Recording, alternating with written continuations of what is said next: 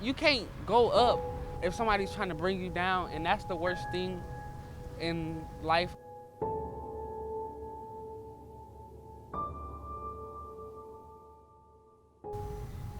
I don't really know what to say about the juvenile justice system. They should do their job a little bit more better and inspire kids instead of being so aggressive with them. Constantly, the most things you saw, you knew these guys, the other homeboy, the other homeboy. That's how you interact with them. Then you like their environment. And, that's when a lot of kids, get involved with gangs. Yeah, I put myself in a situation where I could like rise up instead of keep on falling down.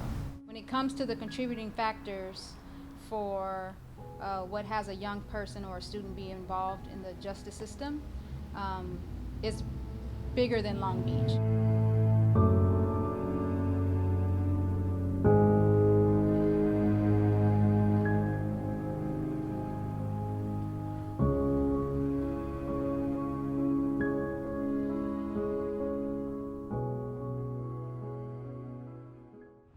Today we're going to interview my uncle Marcos to see about his past and how he felt and what he experienced with the criminal justice system at school and in Long Beach.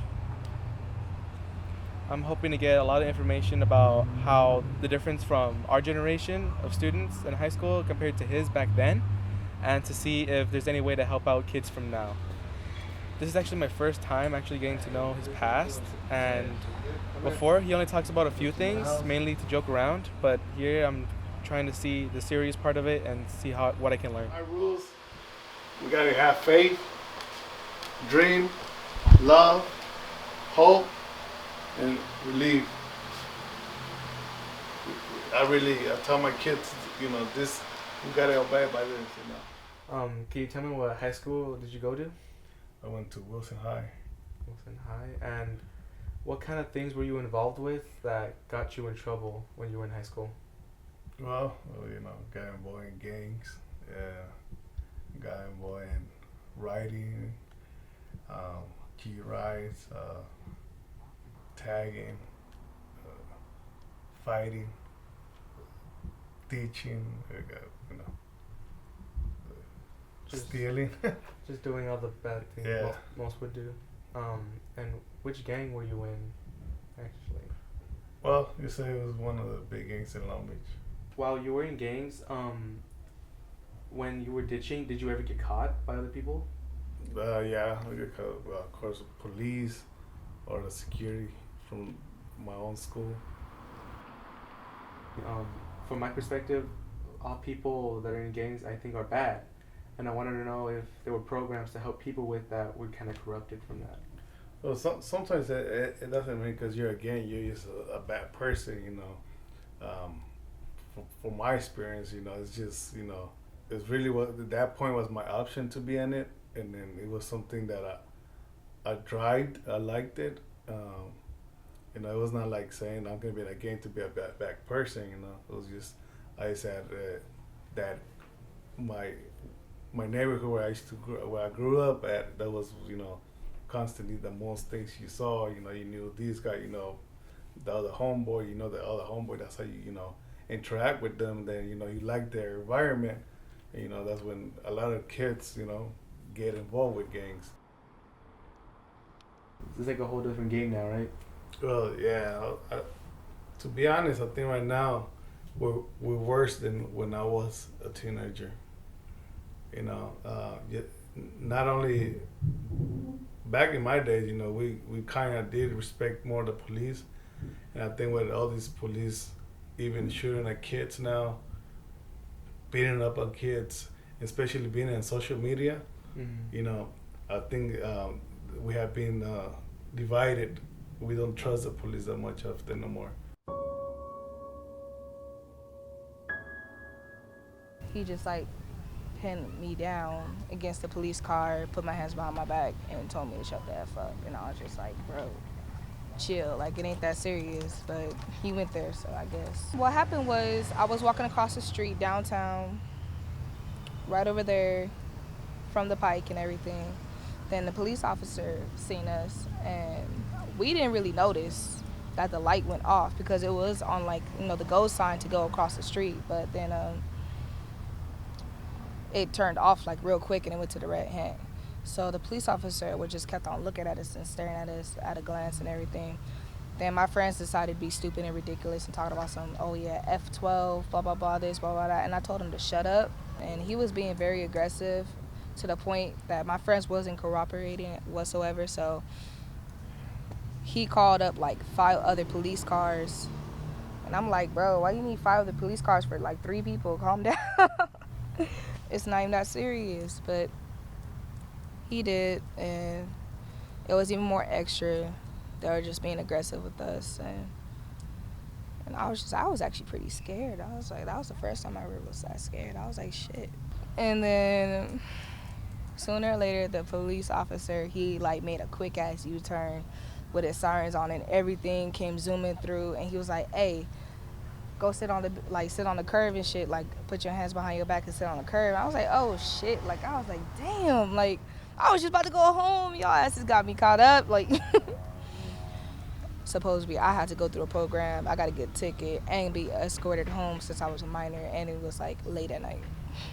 I don't really know what type of support, but I just needed support to talk to somebody and let that all out because I was very frustrated that I was left with, how much was it? It was a $250-something fine to pay off that little small jaywalking ticket and for like insulting a police officer.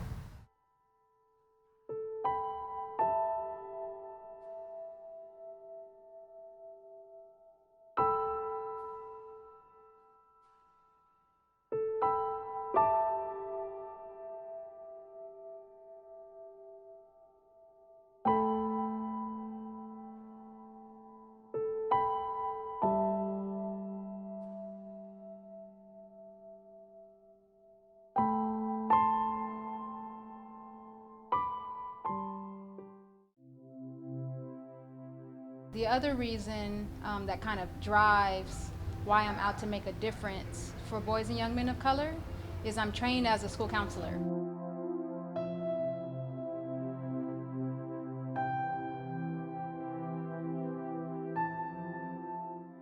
We have what's called a comprehensive school counseling program, and a lot of that framework has to deal with how do you impact the entire school population, because at the end of the day, who students are and who the public is are people who are interacting in both systems simultaneously.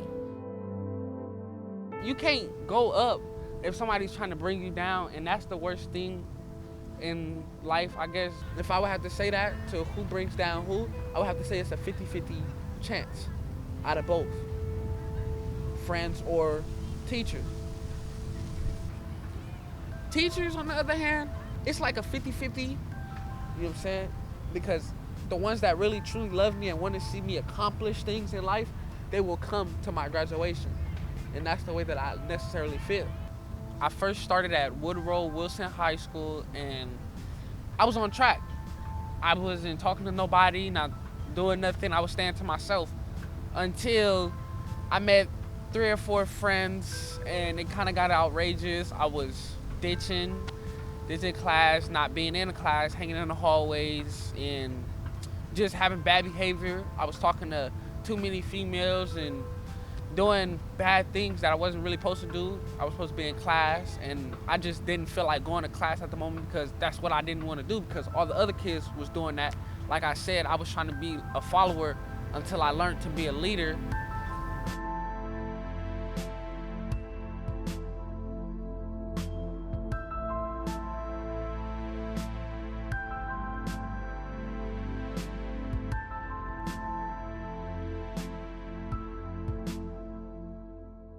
A lot of gang things that's going around, and yeah, I must have been coming back to school to return something to the school, and one of these Long Beach gangs had put up on me and was antagonizing me and had a gun towards my hip.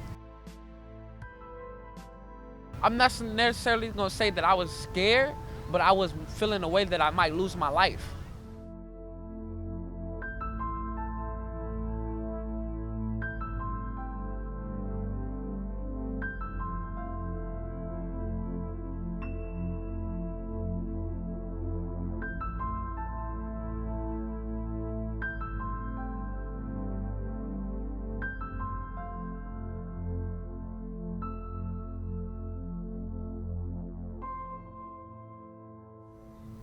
I don't really know what to say about the juvenile justice system. They should do their job a little bit more better and inspire kids instead of being so aggressive with them. My plans for the future is to keep on reaching my goals, which is hustling and taking care of myself and people around me. So what I was raised up with was God first, hustle second. And that goes a long way. And I mean, family's always like second to first, you know, but we don't even have to say that. It's God first, hustle second. So yeah, I put myself in a situation where I could like rise up instead of keep on falling down. A better role model. That's what they need. They need a role model to encourage them to do the right thing. Somebody that has either a degree or that's actually working at a good job, stuff like that. It doesn't necessarily have to be family-wise. It could be anybody. Somebody that's successful. Somebody who knows the right path. As a teacher I read, he'll either ask me like, Wallace, how we doing today in school, when no other teachers would do that, or I would have to say he's more on my head than the other teachers, like more supportive and more encouraging, because he always checks up on me. So I'll have to say that.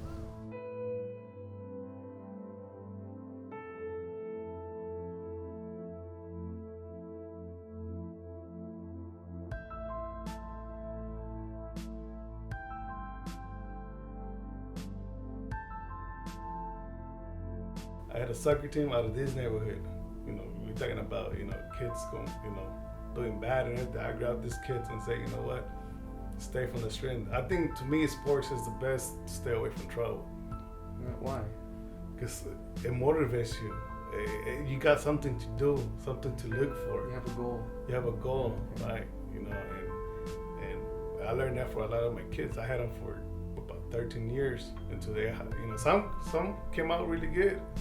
Some they're in the street right now. They stayed the same. Still the same. And that's what I'm telling you. Sometimes up to the person's mentality too, either to move on or you stay.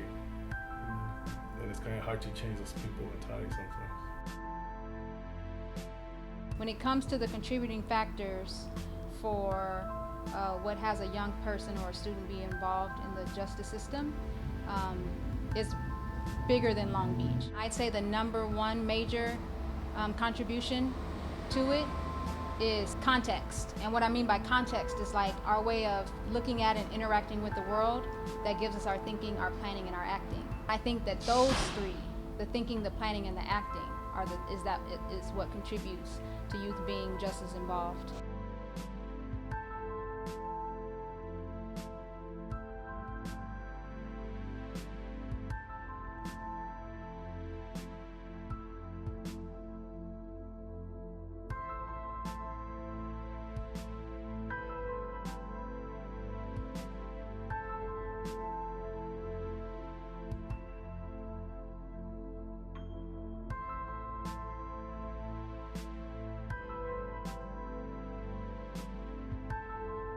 How can we have a coordinated vision with police, with fire, with parks, with the health department, with city management, right?